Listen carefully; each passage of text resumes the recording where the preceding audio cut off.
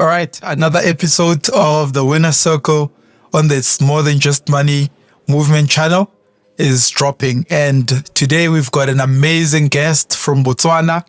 He's a property developer, he's an entrepreneur, he's a commercial lawyer, he's a speaker.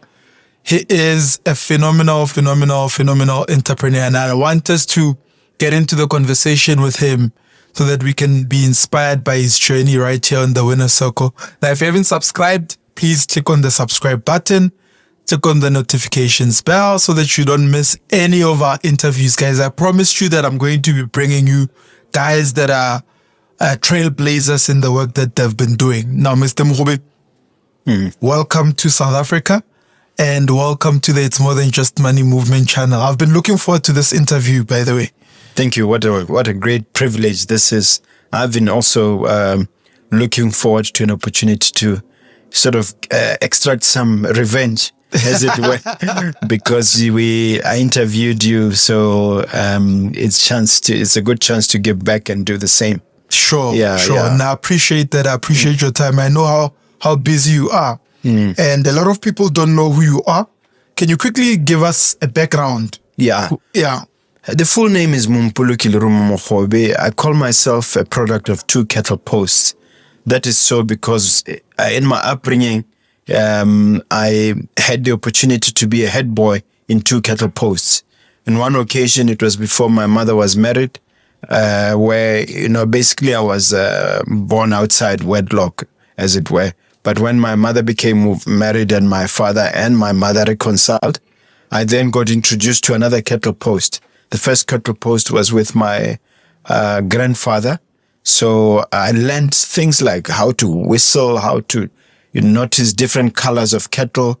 And to some extent, I learned the idea of hardship and toughness and to embrace the idea of, perseverance and dealing with difficult situations. And so I call myself a product of two cattle posts. I'm a head boy. But, as things evolved, I became an attorney. I practiced for a quarter of a century, basically, 25 years. And during the last 10 years of those 25 years, I dabbled into property. And, what then happened is that property superseded or overtook the legal side. At some point, I was reviewing my numbers and I saw that property was contributing 25% of my income. 95% of my income, as opposed to the law firm contributing 5%. So I then decided to divert my attention almost entirely to property and to entrepreneurship in general. So I call myself, like you, a visionary entrepreneur, a serial entrepreneur, and I'm involved in multiple areas. The law firm is still active. With other people, I have four partners and a couple of professional assistants who are running the law firm even in my absence. And then I'm also running a restaurant, and then the property is a big thing where most of my efforts are directed. But I dabble in other things. I'm very, very much interested in speaking. I'm a podcaster. You yourself was a wonderful guest. By the way, you're doing very well on Mogobe Nuggets of Wisdom podcast. You're one of my favorite guests. And so that's, in a nutshell, is more or less what I do. Sure. So when you look at your journey and where you started, what do you think is the most pivotal point where you decided now you want to get into property? It was a number of... I suppose you didn't just become an attorney that runs their own practice, right? You practiced in someone's firm first, and then you transitioned into owning your own. Then from there, you transitioned into property, transitioned into another business. So you want me to touch on those key transition points? Yes. Yeah. First, I was working for a law firm called Minchin & Kelly Botswana, which is the oldest, to this day, it's the oldest law firm in the country, still thriving. And I was privileged to work there for 4 years. And during that time, one of those 4 years, I was abroad. I was in the United States studying for a master's in international trade and banking. And International trade and banking. yes, that's Right. LLM, specializing in international trade and banking. Then when I came back, I did 1 year with mentioned Kelly to finish it off, the 4 years. 2 years, I was there, and then 1 year I was away, and then the final year I came back. But I had high aspirations, and I wanted to become a partner in that law firm. I was doing very well. I was even doing better than some of the partners in terms of income generation. And I thought I was on my way to becoming a partner until I received a letter from one of the senior partners telling me that you're not partnership material. And this is something that I speak about extensively in my forthcoming book. That turned out to be a blessing, because once they told me that I could never become a partner, I then entered into negotiations with a gentleman called Sogopolo, who is now a judge of the High Court of Botswana. But at the time, we were young lawyers trying to find our way, and we formed a law firm called Sogopolo and Mogobe Legal Practitioners. And then we were fairly successful, but the partnership lasted for 6 years. At some point, we parted ways, and then I focused on the Lerumo Mogobe Legal Practitioners. Lerumo being my middle name, Mogobe being my surname. So I ran this law firm for the longest time. And it was during the time that I was running this law firm that I experienced what I call a cataclysmic event, a life-threatening event where a group of my colleagues through the Law Society conspired, at least in my judgment, to try and get me off the role of practicing lawyers, to the point where the case went as far as the Court of Appeal. And it was a very, very serious case and dragged on for 2 to 3 years. I get a little bit emotional when I think about it.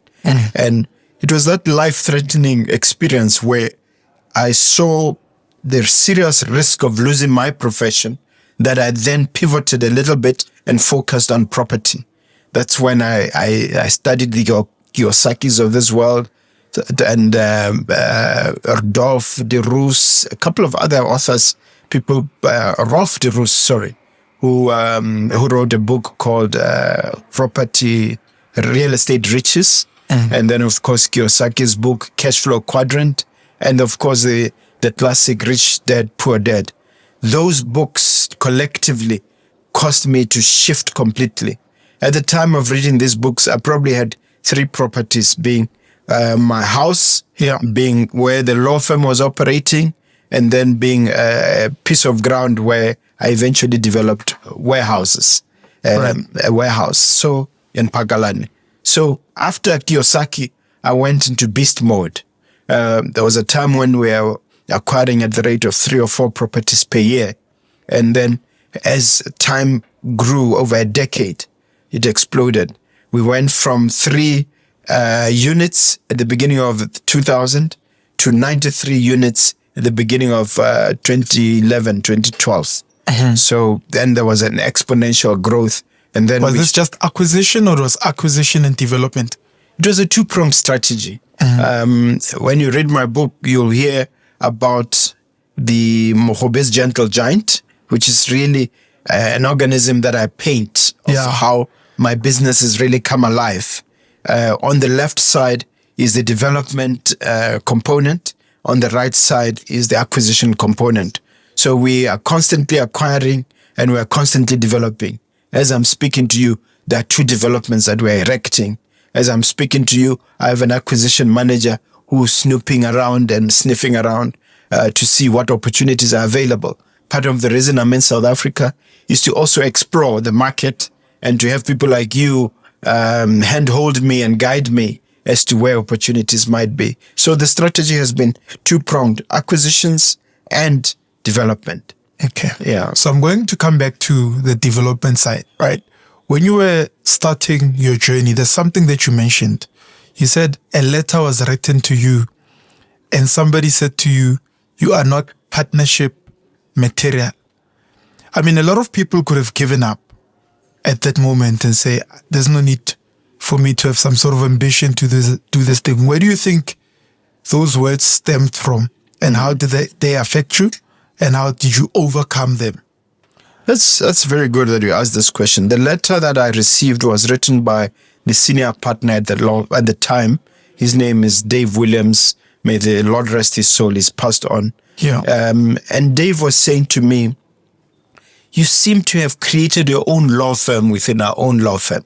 Okay. You seem to be doing well, but you seem to be not really part of the bigger picture. That's what he said in the letter. Yeah. So in that letter already, he's saying he's recognizing my income generating capacity, and he acknowledges that I'm meeting the targets and exceeding the targets that were set for me. But then he concludes, because I don't seem to mingle nicely with other guys, I'm not partnership material. Yes, for about 2 weeks, I was a bit depressed because I had in my mind a time frame where, within 5-6 years, I'm a partner in one of the most prestigious law firms in the country, mentioning Kelly Botswana. I mean, I'm talking about a law firm that is 120 years old now, plus minus. So when I received this letter, it took me a while to get over it. But when I reviewed it and I saw that in it, there's a recognition that I have capacity. And then when I started telling some of my clients, I've received such a letter, without exception, all of them, they say, we'll support you. We'll go with you. Go open. We will come with you. Bring the files. And that's exactly what happened. So that gave me the confidence to recognize that if I open my own law firm, I'm likely to succeed. So even the way I left the firm, because I gave 6 months notice of my transition, of my intention to terminate. In addition to that, these very guys who wrote me this letter threw a big party for me as I was leaving, a farewell party. So the way in which we parted was very amicable.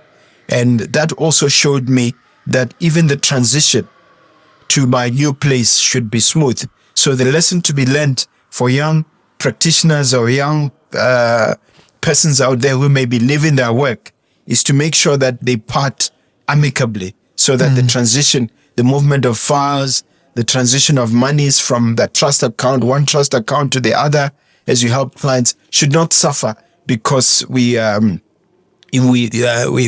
Setswana we have a saying, you don't pee on the borehole. Was there no non-restraint, non-competition clause In the contract? in your work contract? No. Why? Because, Ghana, this is the law. If I've spent 5 years getting a degree and you are restricting me from operating, I think that the law would consider that contra bonus mores. It's against the morals of society. The profession. So even if there was, it's a kind of clause that I would run a truck through in terms of enforceability. You know? Yeah. So what was your mindset then when you read the letter and realized that even in the insult, there was also recognition? Because a lot of people's minds, how they work is they will see the insult and they will see the letter that says you are not good enough to be, and they run with it. Yeah. But it seems as though, although you were depressed for a while, you reread the letter and saw the part that says, but you're good enough and you're able to then build something that's your own. Yeah, that's a very good question. But I already knew back then that it's important to have mentors. So I have a mentor by the name of Rajaram, who is an accountant. And he said to me that, Mompoloki, look at me. I'm running my own accountancy firm. Look, I think the firm was called Acumen. Yeah, it was called Acumen at the time. And so although I was depressed a little bit for a short time, I had this fallback in terms of people around me who were giving me the support. In addition to that, I had my faith. I'll let you know that I'm a practicing Seventh-day Adventist Christian. And the way we've been brought up was such that you are dragged to church, whether you liked it or not. My mother used to drag me kicking and screaming sometimes because other children were not being forced to go to church. She forced me. But that kind of religious upbringing, that kind of faith that was built in you, and when your parents believe in you, when your community believes in you, when your clients believe in you, and when you have mentors believing in you, fortunately, I was able to ride roughshod through this difficult time. And not only that, my partner, Sohopono, believed me. He was a friend. We used to call me a foyer purple, a purple bull. Yeah. Yeah. So we called each other purple bulls. So we had a way of dealing with the situation. And for him, it was a blessing because he opened a year before me and he was struggling. And then when I said, I'm going to join you, we pick this thing up, he was very happy to have me there as a partner. Yeah. Listening to your journey, I think it's one that also had a lot of challenges in terms of you being challenged as an attorney, number one. And I know in the property industry as well, you are being challenged. I mean, from when you were in your first job, somebody says you're not partner material. Now you had started your law firm, you've transitioned. And a group of colleagues in the profession are saying, we want this guy to be stripped of his title as an attorney. How does that then affect you at that moment before you even figure out that you can get into the property space? Yeah. You are there, you're an attorney. That's the only thing you know how to do. And somebody says, we're going to take it away from you. It was a frightening situation, but at the same time, because of that faith and because of what I call legal pugilism, which I like, the idea of a fight. Yeah. You know, so you love a good fight. Yeah, I love a good fight. I'm a pugilist, you know. I like those uppercuts and, you know, body blows sometimes that come from the court. But it's different when you are now involved. You know what I mean? The dynamics change. So even though it was sad, it was terrible, but I enjoyed some of the ups and downs. I mean, and I didn't want to take any chances. I'll let you know that at some point I had two lawyers representing me in the case. I had Mr. Kafela and I had Mr. Kalemang. These are two very seasoned lawyers representing me. And I had three advocates. I had one from Botswana, Sydney Pilane, and I had Wolfson from the Johannesburg bar. And then I had Anderson from the Harare bar who was leading this. So I had 5 top-notch people because if your career is involved, you spare no expense. Yeah, I was about to say that must have cost a fortune. A fortune, I mean, it wiped me out. I think easily the income we generated for 2-3 years from the law firm was just going to legal fees. So it was important because we're facing an existential threat. And as much as I enjoyed the pugilism and I could see that this thing, it was going back and forth. There was a time when it really looked like these guys were winning, and then there was a time when we were winning, and then eventually we triumphed because this whole thing started around 1999. And it dragged and went to the Court of Appeal around 2020, and then the Court of Appeal, from the Court of Appeal it went to the Law Society and it dragged up to 2002. Yeah, I meant to say 2000, not 2020, 2000 to 2002. So it was a legal tussle of immense proportions. So in between, that's when I threw myself into what I call my personal development journey. And I started reading and studying, and especially focused on property. That helped me. And sometimes I feel like going back to these, I won't call them haters, but going back to these colleagues and giving them a hug. Because if it hadn't been for them, I would not have focused my attention on property as much as I did. So it turned out to be a massive blessing in disguise. How did you decide to then start doing the personal development? Now, you're in a battle and you're deciding within that battle, I'm going to transition myself into a space where I've never been. That must take a different kind of mindset. Because somebody, like I say, a lot of people will say, my law firm. And there you were saying, yes, I see the battle, but now I'm going to learn new things. I'm going to learn new skills. Was it because you thought you would be extinct in the law profession? Or you thought, even if I win, I want to have another skill anyway? It's a good question. It's a very, very good question that you've raised. But the attitude I took is that, what if they succeeded? What if these guys succeeded? And I sat down with my wife. It's a case of saying, baby, we're facing an existential threat here. Let's beef ourselves up. At around the same time, my wife she was my accountant. She even went and did a senior degree. I actually sponsored her to come to South Africa for 1.5 years to finish off the degree that she was working on. as a company secretarial person, so that we diversify the risk from that point of view. Number one. And number two, I also personally haven't read Kiyosaki. Kiyosaki was basically saying, you may be successful because we are comfortable. You may be successful doing what you are doing, but if you are in a rat race and you win the rat race, you're still a rat. So, when Kiyosaki was saying this, I said, no, I don't want to be a rat. Maybe this was God's divine way of alerting me to the dangers of just being a lawyer, an ordinary lawyer. Because, I mean, there are colleagues who say to me, we wish you were doing what you're doing, Mr. Mogul. And I say to them, you can do it. In fact, since I started the mentorship program, I'm doing a real estate mentorship program in Botswana. Since I started that program, a number of lawyers who have enrolled, who I'm training and say, there's more to it than just being a professional. And some of them have gone on to start their own real estate ventures. Yeah. So then you start in the personal development. You've got 3 properties and you decide, did you just go beast mode immediately to build up the property development business or development and acquisition? Or did you then start one at a time and then go beast mode? I have to think about that very carefully because I don't have a clear-cut answer because things were happening. And what year was this? Yeah, this was around 2001. Is it amongst the commotion? This was around 2001.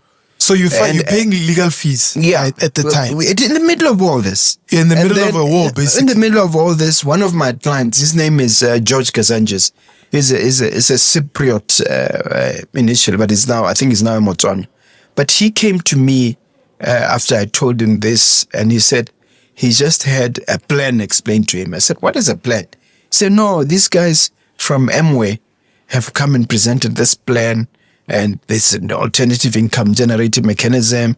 You have to sign people up, and then you have an upline and a downline, and then it's a scheme. And this guy, that multi-level marketing. Yes, MLM, but specifically the Amway one. So I went and joined on his recommendation. The funny thing that he quit after 2 weeks. I said, why are you quitting when you introduced me to something? He said, I don't understand this thing. He quit. But I stuck with Amway for 9 solid months. Wow. During those 9 months, I used to come almost monthly to, I think it was Carnival City, where they used to bring people like Kiyosaki, people like Robert Maxwell, all kinds of experts used to come and motivate us as Amway distributors. Yeah. And then it was during that time that I realized that wait a minute, this personal development thing is necessary. So 2 things happened. I noticed that the Amway route will not get me where I want to go because the highest level in Amway is diamond. So I kept asking one question which could never be answered by my uplines. How much money do these diamonds make? How much does a diamond make in Amway? Until I pressed it, I found, and one of the diamonds came on stage and he said to me that he had acquired 5 houses as a result of being a diamond. And then that was an aha moment. Oh, he had acquired 5 properties. For 5 properties, yes, as a result of being a diamond distributor. And then I think at that time, just around 2002, I already had about 6 or 7 tenants who were generating quite a bit, and I had 4 properties then. An aha moment struck me as, oh, this guy is aspiring to be where I am. And I think, I'm thinking to be like him. But he wants to be like you. Yeah, he wants to be like me. And I realized that, no, I've taken the wrong course. Yeah. So after 9 months, I quit Amway. I explain about it in more detail in the book. But the point is that... but we also want the detail now. Yeah. But anyway, I want people to buy the book when it comes. But what am I trying to say? What I'm saying is that it was during the commotion of trying to see what alternative income generating avenues can one find, to law, that I then came to realization that property. Yeah. And then, once I got this indication from Amway, and from the Kiyosakis of this world, I then went beast mode. And our beast mode was very simple. We had about 8 lawyers and myself, nine income generating lawyers, including a call center. In the law firm. In the law firm. It was the biggest indigenous law firm at the time in the country. Despite the commotion and the fight that it was in. It's incredible that we exploded. We're growing in the law side. So what I did is just, 9 lawyers or 9 income generating streams, including the debt collection stream and the call center. Okay, let's just divide it up. 3-4 lawyers is for overheads.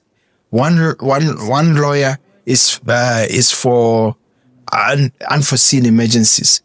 Everything else, like 4 lawyers, everything they make property. So at that time, I still had in my mind that debt was bad. After having picked it up from the pulpit over the many years that, the borrower is servant to the lender. Yeah, and that it's easier for a camel to go through the eye of the needle than a rich man to go to heaven and things like that. So all these things were in my head. So you didn't want to be rich? Yeah, that debt was bad. I didn't want to be rich, but of course I had to deal with that. Upon my further reading, I realized that but all the guys in the Bible were super rich, starting with Abraham, going all the way to Paul. They were very successful. Yeah. But coming back to where I was, that's when it became imperative for me, when I realized that, okay, Amway is not going to give me the key, and the Amway diamonds are aspiring to be property owners. Yeah. So I then read more books which taught me that, successful people either do reach that success or get to that success level through real estate, or alternatively, they store their wealth in real estate. Mm-hmm. Then that answered the question for me. Yeah. And then there you are, building up the property development and acquisition business. Mm-hmm. How did you scale from 3 units as an attorney, right? Yes, you got personal development. Now you're scaling. You're going beast mode. You're going from 3 units to 96 in 10 years, right? 93. To 93 in 10 years. And now I know you have far more than that many years later. Yeah, we have about 350 now. You have about 350 units, which includes buildings. Yeah. I've been to one of your buildings. Thank you. As well, right? Beautiful building. How do you then, what was the step-by-step route that you took to reach that? Was there a plan in place, or was it just acquisition without a plan? Yeah, there was a sort of plan, and that plan is found in the Gentle Giant. The 2-pronged strategy. Yeah, to say which strategy? The 2-pronged strategy. Yeah, the acquisition and development. The Gentle Giant. Yes, where acquisition this side, development this side, and then in the middle we have at the bottom we have the belly of the beast. What is the belly of the beast?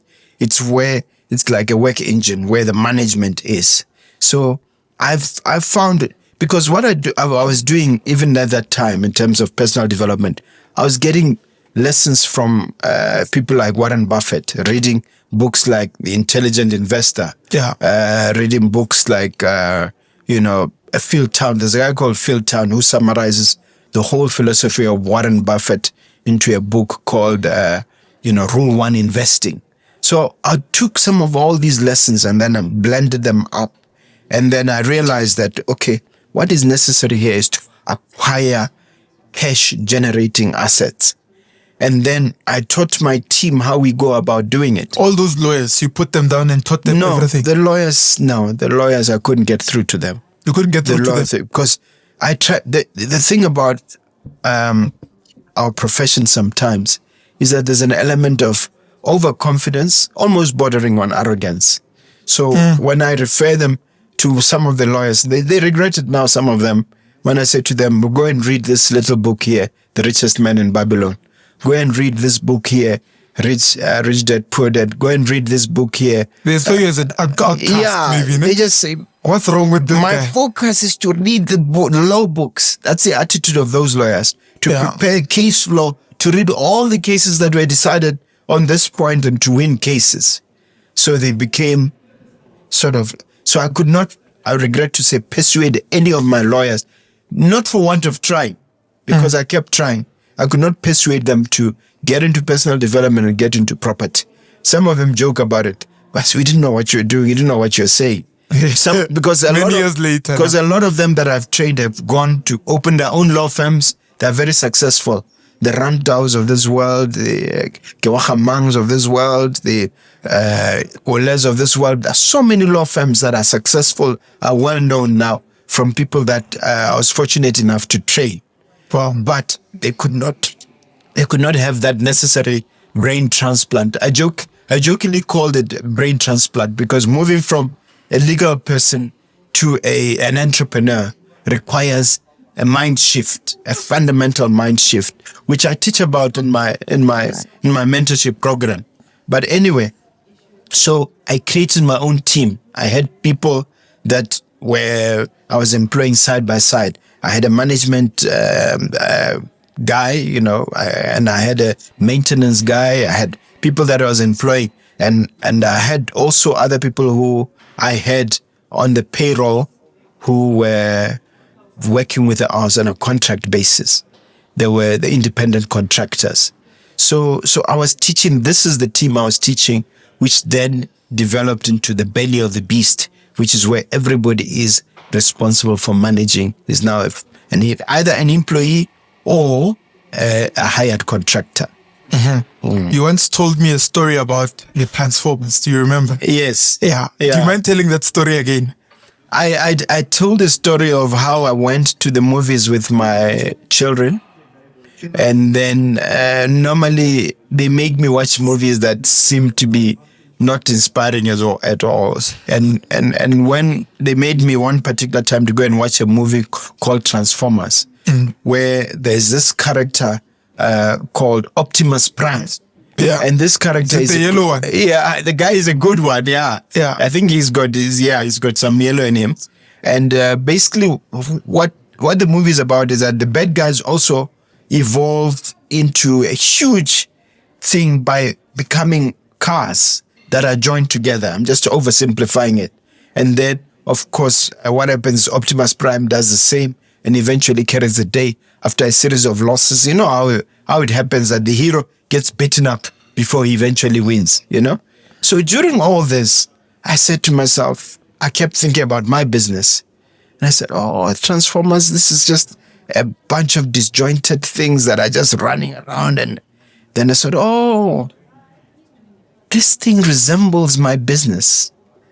What if I take this idea of a transformer and then build Mogobe Gentle Giant around it?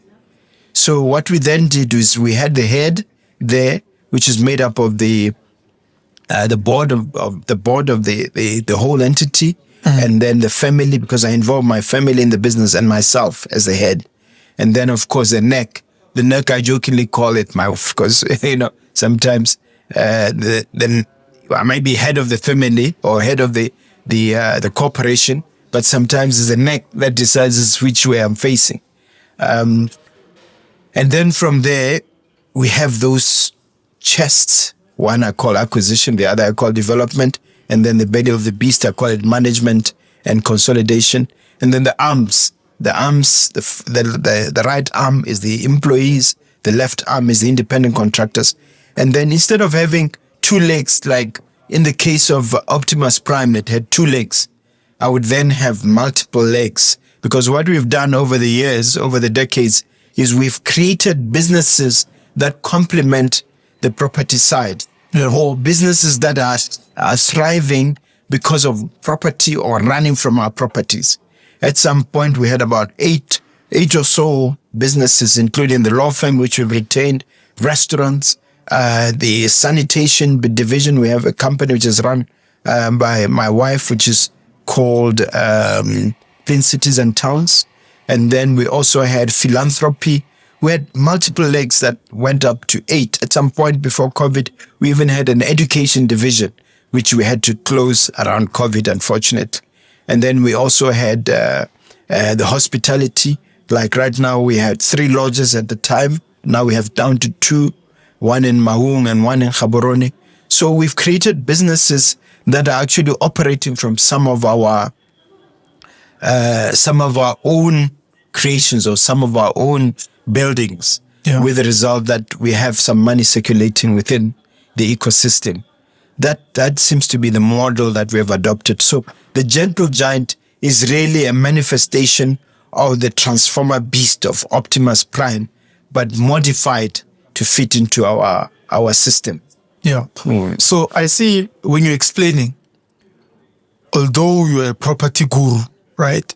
You've managed to look at the entire ecosystem and say, how do I plug in other businesses into what I do, and they all operate as an ecosystem?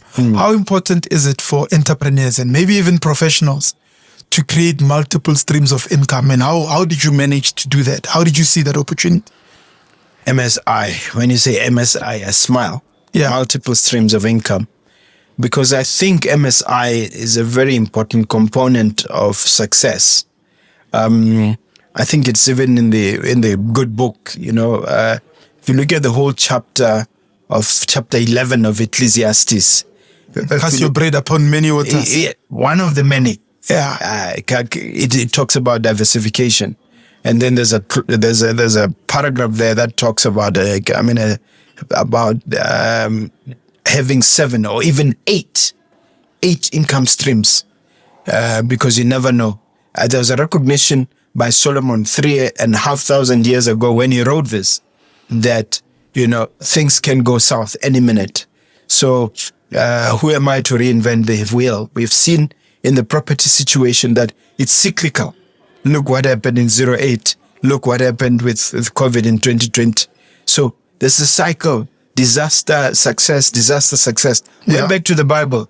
We had 7 years of plenty, 7 years of famine. So we should incorporate that understanding into your system. So it's vitally important. I always say to those who are in employment and say, look, if you have not found a side hustle, find it in a hurry. Don't run into an opportunity that you find so that you have a side hustle. So that is a form of diversification. Our attitude at Mogobe Incorporated is to say, do something, spend your 10,000 hours, and this 10,000 hours comes from Malcolm Gladwell, that to be an expert on something. He wrote a book called The Outliers and another one called Blink. Yeah. I think one of them, this concept is emphasized. Spend 10,000 hours where you become proficient in that thing and you nail it. Once you're proficient, find people who you can train, people who you can empower to do that thing and move on to the next thing. So that is the attitude we adopted at Mogobe Incorporated. To say, for instance, now, I'm not a speaker. I'm not a podcaster. Speak very well for someone who says they're not a speaker. I'm a professional speaker, as in one who, but I'm trying to become one. Yeah. I'm in the process of becoming one by talking to people like you who are fellow speakers, by attending, and I think here you can make a shameless plug that I'm attending one of your... It's More Than Just Money, Business and Property seminar happening on the 30th of September in Limpopo. Yes. It's one of our speakers, ladies and gentlemen. Limpopo. So that affords me an opportunity to get paid for something that I'm not naturally part of. And it also gives me an opportunity to expose myself, to spend my 10,000 hours to become good at something that I'm not an expert. And so you find that we at Mogobe Incorporated, which is the main company, we've created several streams of income: sanitation, law, speaking, podcasting. Now I'm becoming an author. Yeah. So the idea is to have at any given time possibilities of making an income even when you are sleeping. I think it was Warren Buffett said, until you find a way of making money while you are fast asleep, you'll never be rich. In other words, you'll never be rich until you find passive income streams for yourself. Yeah. Now, I love that so much. It's amazing when I hear that. So we're about to draw to a close, but I feel after hearing everything that you've said, what would be, I hear the gentle giant, but how would you then describe your management style? Because you're managing a whole lot of companies and a whole lot of people. I mean, like I said, I've been to some of your buildings. They're not small buildings. They clearly require someone to have some sort of a management capacity. Thank you very much. I think My approach has been to find competent people and to pay them well and to place them in positions of control. If I cannot pay them well myself, place them in a position to generate enough income from the business to pay themselves well. So you find that at the law firm, there's a senior partner there who gets commissioned, who gets a salary from their own work and who gets a percentage of the takes. So they're able to run with that because they're in control. We have a property operations manager at the company, the property company, who is paid reasonably well, and we have other managers who have a commission component in how they earn, so that they can be incentivized to actually be like you, to be mini yous in your absence. So I think of myself as having created mini me's around the entity that I call Mogobe Incorporated, and then my job is to manage managers. So my job is to manage them, and we follow a very simple system where we say, give us weekly reports, and make sure that those weekly reports represent your achievements for the week as well as your focus for the coming week, and an indication that we are meeting your targets. Those are the three things that I want from every manager every week. And when the report is a bit shaky and is not clear, it's a matter of just saying, sit down, my friend, let's understand what's going on. So my job is really to encourage these people to be the best versions of themselves and to contribute as best they can to the success of the entire operation. So I like the expression management by walking around. So I often try and adopt that so that when I'm in the building, because we have most of our businesses at least headquartered in one building, I spend my time going up and down the building, in various departments and, having conversations. So between the reports that I get and this management system by walking around, we're getting the results that we want. I hope that makes sense. It makes a lot of sense. Yeah. So, is there something that you want to, before I go there, I had a question in mind. I wanted to ask, what is the limit? People always say, why are you accumulating so many units and so many properties? When are you going to stop? Is there such a thing as stopping? I mean, you're 386 now. Yeah, it's 350 plus. Yeah, 350 plus. I haven't checked the latest. Yeah, but I don't think that is a smart question. Why? Because of the way nature works. Yeah, nature works in abundance. I don't think there's ever a time where God says, I've stopped reproducing. It's too much. I have to stop. I think it's in the nature of nature itself to produce. Yeah. And then you compare somebody like myself to other developers, you find that I'm a dot. Some have 10,000. Some have 20,000. I know some in Botswana who have over 5,000 units. Yeah. Who are doing, but some of them were my clients, and they are the ones who encouraged me to get into property as well. Sure. And I know some here in South Africa, which is why I'm now trying to spread my wings a little bit into Msanzi with the help of people like yourself and others. I'm trying to see what opportunities are available. You also come to Botswana and encourage investors to come here. Yeah. So I'm a good citizen. Yes. I'm patriotic. Yes. I mean, even your government encourages us to go. So you are very patriotic. Yeah. So my point is this, that there's no such thing as enough. In as much as you cannot say, I've breathed enough, I should stop breathing. Because the more oxygen you take, and in as much as you can say you know enough, you stop studying, or you have enough faith, you can't go to church and things like that. So all I'm saying is that there is no such thing as enough. And it's a pointless exercise. And in fact, it's an exercise in futility to even talk about that. Sure. Yeah. Sure. Nah, I love that. Any of your favorite quotes? Give me two. Well, I like John Maxwell's quote, which is to say, people don't care how much you know until they know how much you care. In other words, people take you seriously only if you care. It doesn't matter how educated you are. You have to show you care. And then I like one other one that my dad really used to repeat a lot. May God rest his soul. My dad used to say, actually there are two. The first one is to say, "Moromogolo go betwa wa taola wa motho wa ipeta," which is a Setswana proverb which says that you make yourself. You actually mold yourself, and actually, if you were like a carpenter, you actually what is it called? Carve yourself. Yeah. Whereas if it's if it was a man-made thing, like the type of thing that the traditional doctor uses, moromogolo, well, he will create that one for taola. The one that determines your fate is called moromogolo. And when the traditional doctor throws it down, he looks at the others, but he's interested in the moromogolo. He's the one that he'll interpret to say, your fate will go this way or that way, if you know what I mean. Mm-hmm. So the saying is that moromogolo wa taola. It's fine.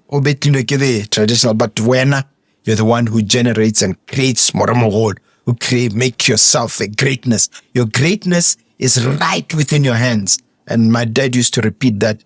And now I've come to see what he meant. And the other saying is also from Setswana. It says, "Nchanyana ya maita sabatana, ebono mabotobotom." I used to scratch my head. What is my dad saying about this? What he's saying is that, in a sort of crude translation, is that the dog, or the small dog that is likely to defeat the beast, the one that is likely to succeed, will be seen during the early skirmishes. Mabuto, like during play. So, or during initial skirmishes. So it's very, very easy sometimes to not to pick someone up when they are starting. But if somebody is going to succeed, you'll see them, even if they have no clue what they are doing. You'll see from the energy level. You'll see from the level of exertion, the interest level, the questions they ask. So those are maboto. So that is one of my favorite sayings, because it has helped me really, really make a distinction between people who are likely to succeed or people who are likely to make a difference in our company and those who will not. Love it. Is there any last words or comments that you would like to make to our audience at all? Well, I just want to express my gratitude that Mr. Witness Mdaka has seen me worthy to come and be part of this talk show. And I hope I have not embarrassed you in any way, shape or form. But I do hope that I've said something that is useful, that somebody can run with. I just want to say that it is within your hands. Your success is within your power. And I want to emphasize, among other things, that power can be exercised most successfully. At least mankind has not yet discovered an alternative to avid readership. So I'm going to invite you to be an avid reader in your field and to spend your 10,000 hours. And there's no limit. There's no limit if you spend your 10,000 hours and you become an avid reader and you become obsessed with what you're doing. There's no limit to what you can achieve. Thank you very much for this opportunity. Amazing stuff, Mr. Mogobe. Thank you so much for your time. You're most welcome. May God keep on elevating you and keeping you for us, the younger generation, so you can continue to share your wisdom with us. What a pleasure. Thank you so much, sir. Thank you so much. Cheers. Much appreciated. And that's it from us. Remember, if you haven't subscribed, click on the subscribe button, click on the notification bell. You won't give them a chance for me to share my dials. Your dials? Oh, yes, absolutely. Before you even subscribe here, subscribe to Mogobe Nuggets of Wisdom. Yes. And how do they find you on social media? No, on social media, I'm under Mogobe on Facebook, Mogobe on Mompoloki Mogobe on Instagram, and maybe a combination of those words. Watch out for scammers who are pretending to be me. Yeah. But you'll find me through those. But then the best way to interact with us is through Mogobe Nuggets of Wisdom podcast, and to attend our speaking engagements that I'm becoming a speaker. And if you're interested in our book, you can reach me. Please send a WhatsApp 71 plus 267. That's the Botswana code. Then 71303500. That's how you can reach me to get the book. Thank you very much. All right. Thank you so much, guys. You heard it here the first time. And if you haven't subscribed to the It's More Than Just Money Movement channel and you want to hear interviews like this one, continue to hear them. Click on the subscribe button. Comment. Let us know where you're watching from. Let us know what your thoughts are. If you're watching from Botswana, give us a shout out. If you're watching from South Africa, America, anywhere from the world, let us know where you're watching from. Let us know what your thoughts are. And from me to you, I'll see you again next week. Ciao, ciao. Bring it in. Bring it in. Bring it in. You like that word? Yeah, nice one. Thank you. Nice one. I'm not even sure how long